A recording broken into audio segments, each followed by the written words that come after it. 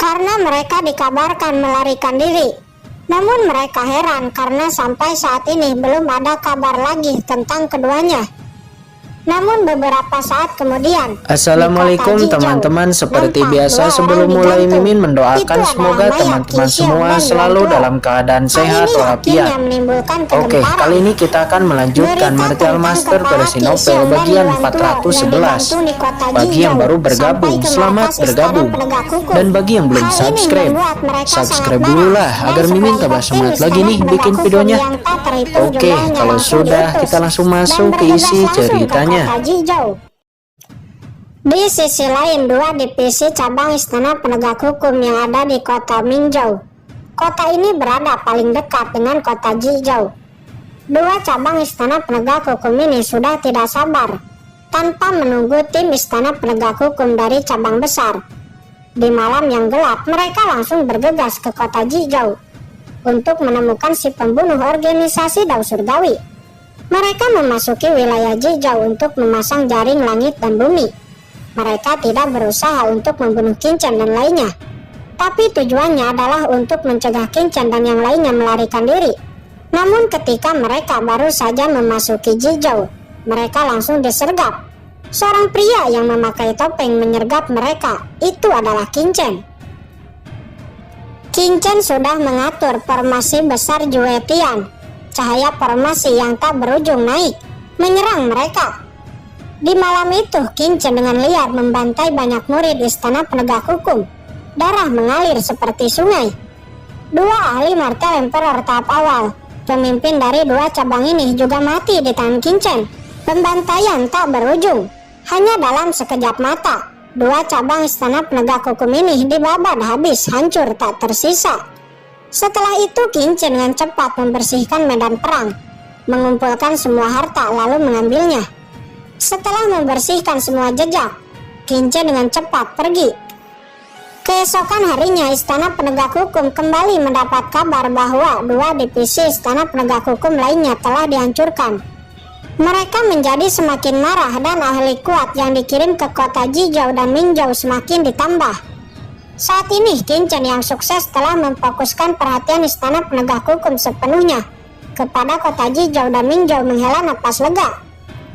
Setelah itu Qin Chen memutuskan untuk pergi dari kota ini. Di pegunungan, di hutan Jizhou, Qin Chen membentuk susunan teleportasi, memasukinya lalu menghilang. Tentu saja Qin Chen tidak merobek kekosongan untuk melarikan diri. Itu karena agar tidak meninggalkan jejak sedikit pun. Qin Chen diteleportasi, menghilang seketika. Di tanah kecuali jejak formasi, tidak ada yang tersisa. Dan Qin Chen telah berteleportasi keluar dari kota Jizhou. Tidak lama setelah Qin Chen meninggalkan kota Jizhou, gemuruh terdengar. Itu adalah pasukan Istana Penegak Hukum yang baru sampai di kota Jizhou. Tim besar ini dipimpin oleh ahli Martial Emperor tahap akhir yang bernama Ansu. Kali ini Istana Penegak Hukum tidak main-main dan langsung membawa Kaisar Bela Diri Ansu yang merupakan penindak hukum. Algojo yang dimiliki Istana Penegak Hukum, seseorang yang memiliki reputasi tinggi di Istana Penegak Hukum. Setelah kedatangan pasukan besar ini, kota Jizhou dimobilisasi, semua area diperiksa dengan ketat. Setelah pemeriksaan dan pencarian yang begitu panjang, tidak ditemukan apapun. Dan organisasi Dao Surgawi benar-benar sudah menghilang. Kaisar Bela Diri Ansu hanya menemukan jejak formasi di hutan Jizhou. Namun tidak peduli bagaimana mereka melacaknya, itu benar-benar tidak ada jejak sedikit pun. Orang ini benar-benar sangat licin, kata Kaisar Bela Diri Ansu. Kota Jizhou dan Minzhou telah dimobilisasi sedemikian rupanya. Dalam jarak radius ribuan mil dari kedua kota ini juga telah dikelilingi oleh banyak ahli Istana Penegak Hukum. Namun mereka masih belum dapat menemukan Qin Chen. Di sebuah hutan 1 juta mil jauhnya dari kota Jizhou dan Minzhou, Qin Chen tiba-tiba muncul. Dia bersembunyi di lereng gunung ini, sangat tertutup, dikelilingi atmosfer luar angkasa, menyatu dengan kehampaan. Ini saatnya untuk pergi. Sudah waktunya untuk memberi pukulan besar bagi Istana Penegak Hukum, kata Qin Chen. Sekarang Kincen menargetkan kamp pelatihan jenius Istana Penegak Hukum. Bisa dikatakan ini adalah tempat budidaya cabang pelatihan Istana Penegak Hukum yang terbilang sangat penting. Jika ini dihancurkan, maka Istana Penegak Hukum akan menerima pukulan besar. Di saat Kincen melesat ke sana, tidak lupa Kincen juga memberi perintah kepada Mokara, skeleton cabang, dan juga Gucang untuk bergerak dan membantai cabang Istana Penegak Hukum yang sudah dari tadi mereka incar. Jie. Akhirnya Tuan memberi perintah, kata Mokara seraya menjilat lidahnya. Energi iblis langsung memenuhi tubuhnya dan langsung bergegas ke gedung megah di depannya. Karena Kincen telah memusatkan perhatian ahli-ahli kuat Istana Penegak Hukum di kota Jizhou dan kota Minzhou. Sekarang cabang divisi Istana Penegak Hukum yang ada di tempat ini kosong, dan Mokara langsung mengambil kesempatan ini untuk langsung membunuh. Di cabang Istana Penegak Hukum ini yang paling kuat hanya ahli martial emperor tahap tengah, sedangkan Mokara dia setara dengan ahli martial emperor tahap akhir. Dalam sekejap, ratusan ahli dan murid Istana Penegak Hukum telah dibantai habis di tangan Mokara. Ahli terkuat Istana Penegak Hukum yang bernama Yanlong di cabang Istana Penegak Hukum ini juga dibantai oleh Mokara. Tidak hanya di sini, tetapi di cabang lain, skeleton cabang juga membantai orang-orang Istana Penegak Hukum.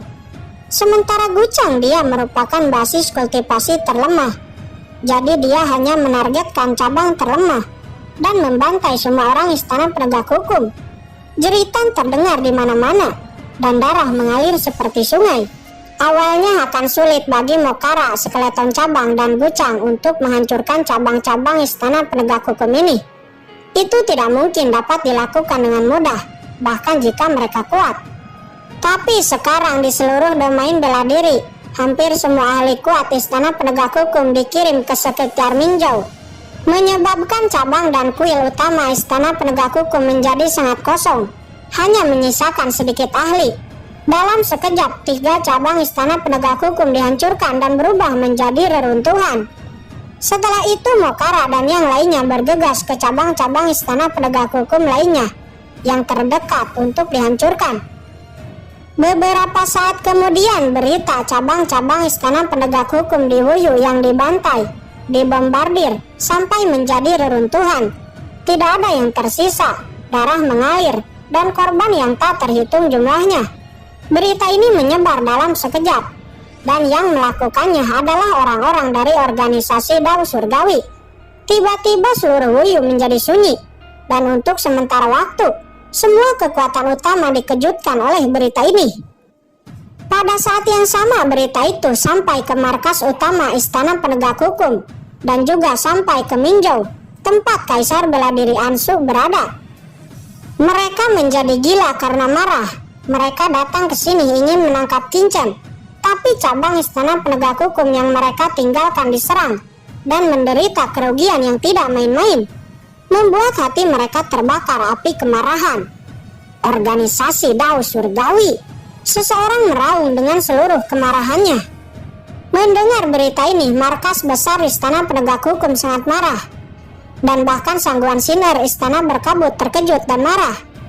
Pada saat yang sama, markas besar Istana Penegak Hukum memberi perintah kepada Kaisar Bela Diri Ansu untuk kembali. Saat ini Kaisar Bela Diri Ansu sangat-sangat marah. Organisasi Dao Surgawi, awas saja ketika aku menemukanmu. Aku harus memberitahu kamu apa itu penyesalan. Kaisar Bela Diri Ansu meraung. Seumur hidupnya dia baru pertama kali semarah ini. Seluruh tubuhnya berdarah, dia memimpin banyak orang dan kembali untuk menyelamatkan. Di sisi lain, pada saat ini, malam-malam di sebuah hutan, terlihat Kincen terus bergerak maju. Setelah beberapa waktu, akhirnya dia menemukan kamp pelatihan jenius-jenius Istana Penegak Hukum. Terlihat banyak sekali larangan, bahkan ada larangan tingkat 9. Karena ini adalah kamp pelatihan elit Istana Penegak Hukum. Ini sangat penting, jadi pertahanannya juga tidak main-main. Bahkan jika ahli martial emperor tahap akhir yang datang, dia tidak akan mungkin bisa menerobos secara diam-diam. Namun bagi Kincen ini tidak terlalu sulit. Tanpa mengganggu lawan, Kincen diam-diam melanggar batasan dan menyelinap ke dalam dengan mudah. Setelah masuk ke dalam lembah, Kincen melihat ada banyak orang dengan bakat luar biasa. Terlihat orang-orang ini sedang berlatih keterampilan sihir. Samar-samar Kincen merasa bahwa ada napas ras iblis alien yang aneh di sini. Benar saja, istana penegak hukum berkolusi dengan ras iblis alien, dan jenius-jenius ini dilatih keterampilan sihir oleh ras alien. Kemudian Kincen melihat mayat-mayat yang tak terhitung jumlahnya di lembah. Mayat-mayat ini semuanya adalah master yang dicari dari daratan oleh istana penegak hukum. Setelah dipenjara secara diam-diam, mereka dibawa ke sini untuk membiarkan mereka bertarung dengan murid elit dan membunuh mereka dengan kejam. Karena istana penegak hukum tahu bahwa sekedar latihan belaka tidak dapat menumbuhkan seorang master. Hanya situasi hidup dan mati yang dapat menumbuhkan kejeniusan. Dan mayat-mayat ini telah menjadi objek pembunuhan yang tidak bersalah. Orang-orang ini sangat pantas untuk mati, kata Kincen. Istana penegak hukum terlalu kejam, benar-benar menggunakan objek makhluk hidup untuk membiarkan murid-muridnya berlatih, hanya untuk meningkatkan kekuatannya. Tindakan yang terlalu kejam. Melihat ini, Kincen tidak keberatan sama sekali dan semua orang ini akan mati malam ini. Namun Kincen tidak melakukannya sekarang. Target utamanya adalah ahli teratas yang ada di sini dan juga ahli iblis alien. Adapun para jenius ini, tidak ada rasa takut sedikit pun. Mereka dapat dibunuh dengan mudah. Kincen terus maju untuk menemukan orang terkuat yang ada di sini. Tidak lupa, Kincen juga telah memasang formasi di sekitar sini untuk agar tidak ada yang bisa melarikan diri. Beberapa saat kemudian, Kincen mendapati ada 3 ahli yang terkuat di sini, yang merupakan ahli martel emperor tahap tengah. Satu ahli adalah orang berbaju hitam, dia ras iblis, dan 2 lainnya adalah ahli manusia yang ditempatkan di sini. Kincen mengabaikan 2 ahli itu, lalu fokus kepada ahli ras iblis. Inilah saatnya. Kincen memegang pedang karat dan langsung melepaskan cahaya niat pedang ke arah orang berbaju hitam. Namun persepsi orang berbaju hitam ini ternyata cukup tajam. Dia merasakan niat membunuh Kincen dan dengan cepat menghindarinya. Kincen kemudian menampilkan segel pembalik surga. Itu langsung dilayangkan ke arah orang berbaju hitam. Orang berbaju hitam itu menahan. Namun penekanan segel pembalik surga sekarang jauh lebih kuat. Bukan hal mudah baginya untuk memindahkan segel pembalik surga. Kemudian Kincen mengeluarkan kuali penekan iblis dan dikendalikan langsung menyerang pria berbaju hitam itu. Kuali kuno langsung digunakan untuk menekan iblis, dan itu langsung menghantam pria berbaju hitam. Energi iblisnya ditekan oleh kuali penekan iblis, disusul segel pembalik surga yang juga langsung menghantamnya. Pada saat yang sama, Kincen melesat dengan pedang karat yang dilapisi bloodline guntur, langsung menebas orang berbaju hitam itu. Pertarungan berlangsung sangat singkat. Orang berbaju hitam itu diledakkan, seluruh tubuhnya terkoyak, pakaiannya hancur, dan dia terbang terhempas ke udara dengan tidak berdaya. Dan kegaduhan ini akhirnya mengejutkan 2 ahli lainnya. Siapa yang menjadi liar di camp rahasia istana penegak hukum saya? Raungan terdengar, disusul dengan kemunculan 2 ahli martel emperor tahap menengah yang bergegas ke arah Kincen. Raungan ini juga membangunkan semua jenius yang ada di sana.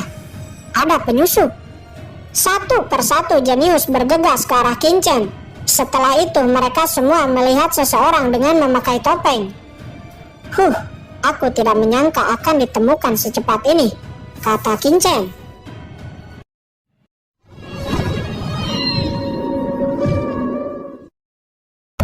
Oke guys, sudah dulu ya. Jangan lupa subrek biar lanjut terus ceritanya.